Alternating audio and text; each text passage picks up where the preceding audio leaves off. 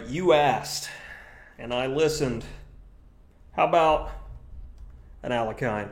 And it's interesting because the Alekhine defense is kind of a opening that is snubbed, or many professional players turn their nose up at it.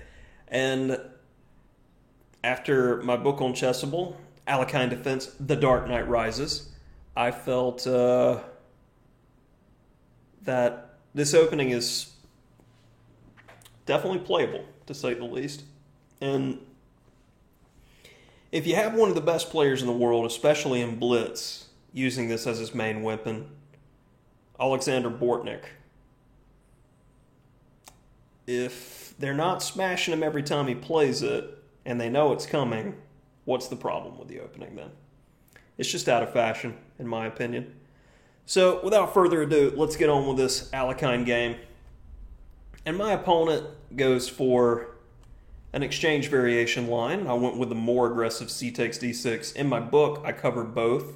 E takes d6, which is more solid, and c takes d6, which is more theoretical and aggressive. After knight c3, get this pseudo-dragon type pawn structure. Not too worried about my knight being kicked. And my opponent played a move that is definitely not covered in my text. And it's always a good feeling when you've prepped enough in an opening to know when something has gone wrong. And this move already just feels wrong for my opponent. So it requires not much calculation to try to figure out what to do with black. And I'm going to grab the pawn. He plays a5, and I simply move the knight. Now, what's the best place to move? Knight d5, it's aggressive. It hits the knight on c3, so if d takes c5, I have the potential to capture on c3. He captures back. I take with the bishop, forking king and rook. So bishop e5 check. All right, I don't want to move my king. I don't want to block with the bishop, because I would hang the knight on d5 and some variations potentially. So just knight c6. Castle's getting off the pin. It's an open position. You just gave me the bishop pair. I'm a pawn up with the bishop pair in an open position. When I'm up, what do? Hopefully you can hear it in your head by now. I trade down. So I'm going to clip c5. And even better than what I played, which was bishop takes c3 immediately, bishop a6 first, followed by takes, then bishop takes c3. You get the extra move with the b. You gotta find these nice Zwischenzugs, these little extra moves to get the most out of your game. But I simply captured, which led to this position. Clip that pawn. And we have the bishop pair in an open board. And I'm looking at the right moment. I play f6 to get control over all these key squares. But I'm also fishing with f6, because I'd like to play king f7, and if I catch him snoozing for one move, g5 will shut the door on the bishop, and then I'm going after him. So king f7, I'm looking for that threat, this subtle little thing. Bishop e3, like, all right, well, I'll just get space then. No problem. Bishop f5. And let's go transition to rook and pawn ending where I have the outside passer. So here is a critical endgame. Black is definitely winning, but you could make this very difficult on yourself, like I did, if you don't play critically. So, play critically. One of the first things here is kind of go into the think tank. You could pause your video and try to figure out what is the very best play for black. Take some moves, play around with the position, because I find this position for rook and pawn in games very instructive, and hopefully you will too. Okay.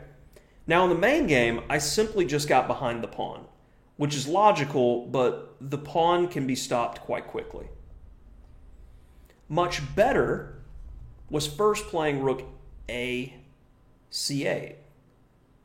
And you go, well, isn't there like tactics here and stuff? I mean, can something be done different? Like if I capture here and then takes?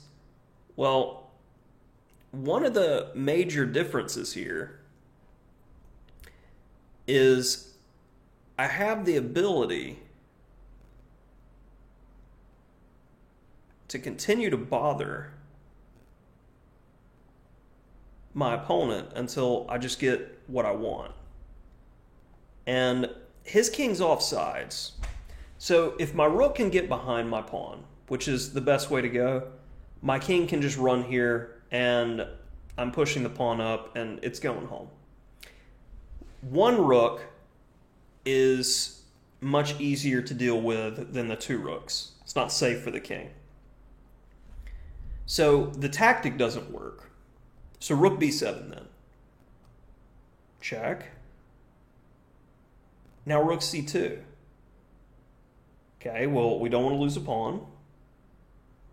Rook b2. We want to be behind the pawn, but can the white rooks coordinate against our b pawn? No. It's okay, well, he tries to coordinate. That gives us time to do things as well. And this next move, if you got this far, you're definitely better at endings than I am. Congratulations.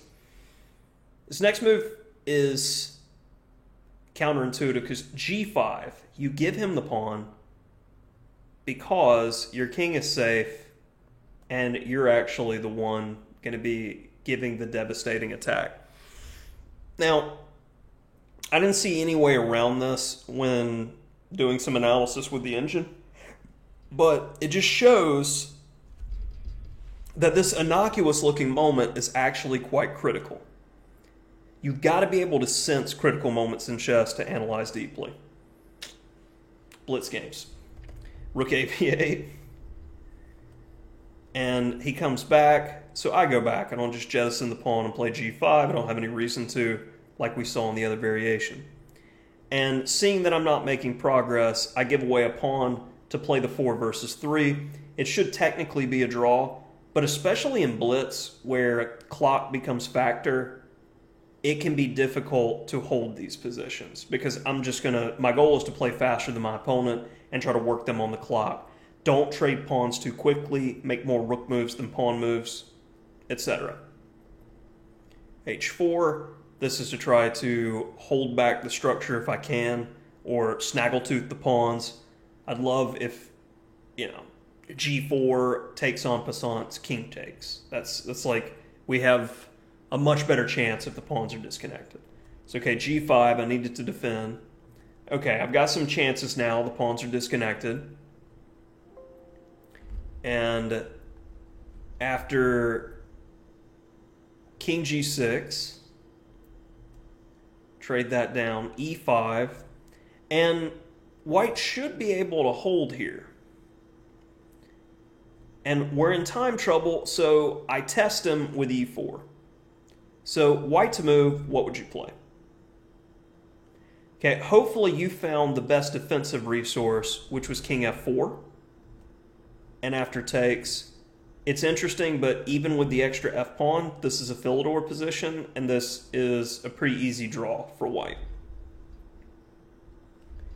My opponent freaked out seeing e4 because of the pin and gave me the two connected passers, and now it's trivial. Like I said, even though a lot of positions are textbook draws, if your opponent doesn't have time or your opponent is nervous, he doesn't have clarity, he's not going to be able to play it. I mean, I can't tell you how many times I've analyzed a position with my students and they've known the solution because there's no pressure on them and they have time to think. When you don't have time to think, that's when the bad things happen. So either get good at playing practical chess, which is thinking on your feet, not actually calculating, or don't.